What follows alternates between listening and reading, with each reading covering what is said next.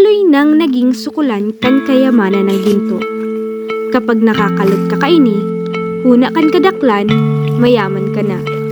Pero sa barangay Pag-asa sa Camarines Sur, dawa gura ano kasadit o kadakula ang kada pidaso kan ginto, dakulang bagay na ini sa inda, nganing masugpunan ang pangangaipuninda sa pang-arual daw na konsumo kan bilog na pamilya. Ano pa kayo, Mayo pa?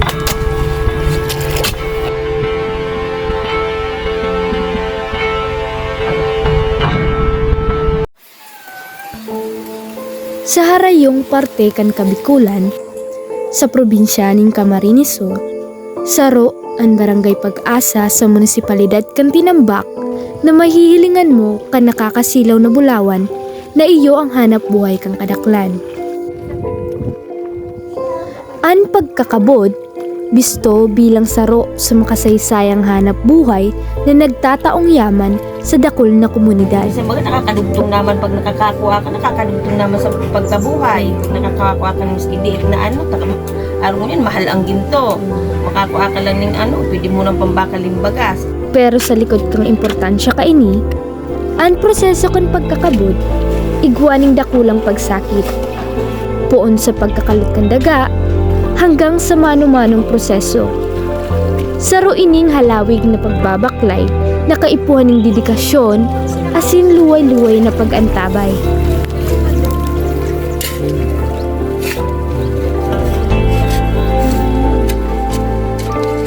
Ilang taon na po pamutan mo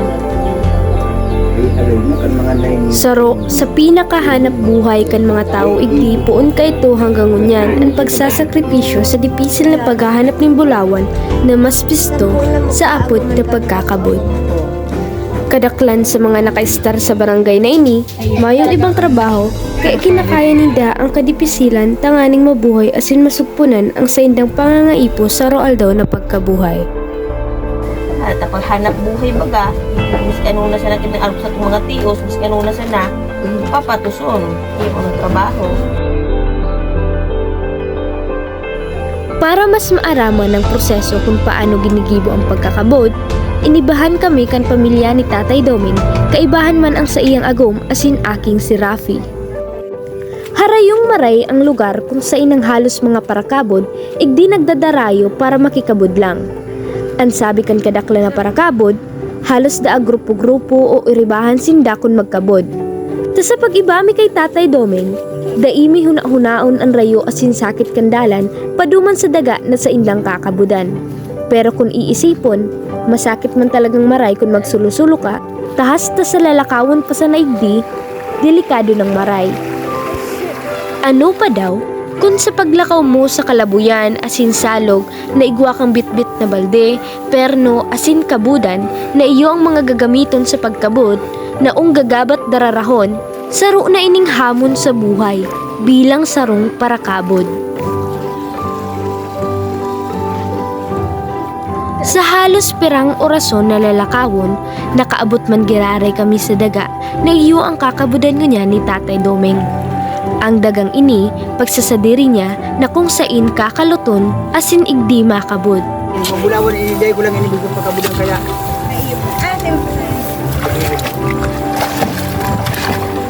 Kaya figure out mo ta, pahilig mo yan tayo. Mas pinili pala ni Tatay Doming ang daga na ini, tas sabi niya, bilang sarong veterano sa pagkakabod, aram asin totoo na siya mag-obserba ni sinyalis kan daga, itsura ka ini, asin kulay para maaramang kung sain igwaning bulawan. Sa mga nagbabalak magkabot, ini ang proseso na dapat sundan nganing magtagumpay. Bago po nan ang pagkakabot, kay puha nalinigan mo na ang kakabudan ng daga. Sa trabahong ini, kay puha ning pasensya, asin oras tanganing makuha ang maray na resulta. Sa pagpuon man kan pagkabot, importanteng maray ang tamang teknik. Pwedeng gamitin ang tradisyonal na pagkabod o ang modernong makinarya, depende sa pangangaipo asin kagamitan. Birnong, pala, tapos, landra. Sa estilo ni na Tatay Doming, mayusin ng ibang materyales kundi perno, pala, balde, asin kabudan sana ang ginagamit. Mano-mano nindang kinakalat ang daga, hasta sa makuan ninda ang tamang rarom na may sinyalis kang ginto. Pagapon nindang Mr. Clean, laboy. Siya man itong tapos ipapabiri. Ano ka nang pagsabi, Mr. K? Ang violet mo yun. May bayo-bayo Ang ano, Peng? puti. Yun na yan ang Pink. sign. Paikutan dyan wala. Diyan ka na. Sa puntong ini, hababo ang kalot na may sinyalis kaya tinising na tulos pabirikon kan agom ni Tatay Doming ang laboy kung iguana baya. Mababaw ba daw? Scorpion ka.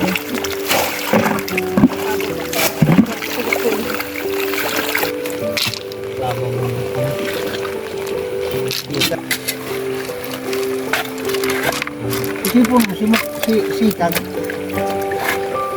Ano ang pililo ka? Chabis? Hindi na kayo, hindi magkam... Kumbaga. Mayo. Mayo. Kundi, Oo.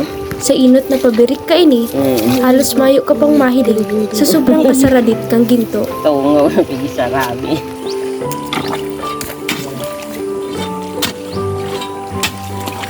Sa mga panahong ini, di man lugod kami nagpahuri, tangaling makanood man kung paano ang tamang pagkabod. Kasi mapabiri ka, dapat na nag-agi, hindi ko tao. Hindi lang ko. Parang meron ka.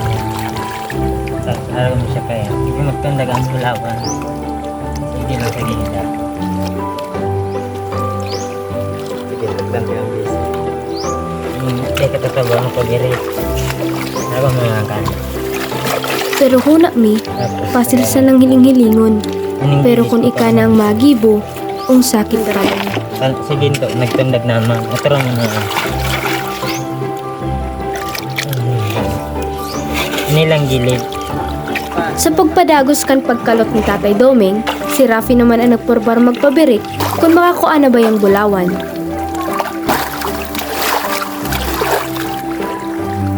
Sa matinding pag-antabay ni Rafi sa pagpaikot kan sa iyang kabudan, tulos-tulos man siyang nakahiling ng kadikit na bulawan na pwede na nanggad masilag.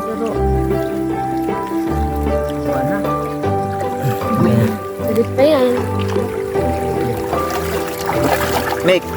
Hindi, make.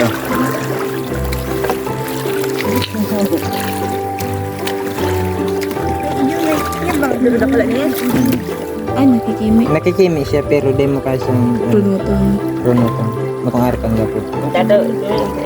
Kaya tulos-tulos man na nilaog ni Rafi sa garapon kung sa dati naman ining may laog ning bulawan.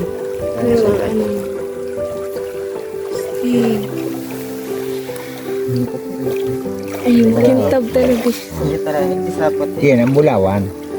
Giraray, pinahilingan man kami ni Rafi kung saro sa mga sinyalis na pinagbabasehan ninda kung sa inagkakapit ang bulawan sa gapo. Kis-kis mo baga mabata. Iyo, iyo, hanggang nagsusulo. Gara siyang Iyo, ano, yung iyo, gano'n may kulit no. Sa pagpadagos, syempre, dahil mapahuri si Tatay Doming sa pagprobar magpabirik, tabaka da, siya naman ang maswertihan.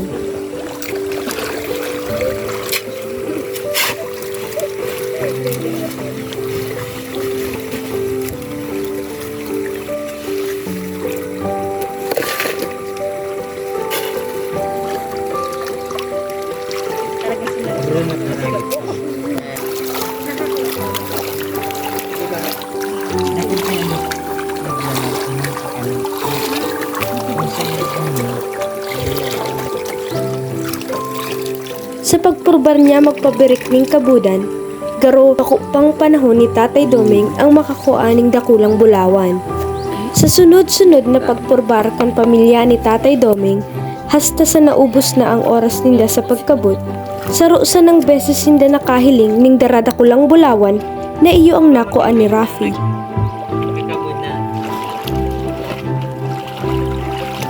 Bilang sampol kaini, tinao sa muya ni Rafi ang bulawan na nakuan niya, tanganing mahiling man kakadaklan kung ano ang itsura kang bulawan.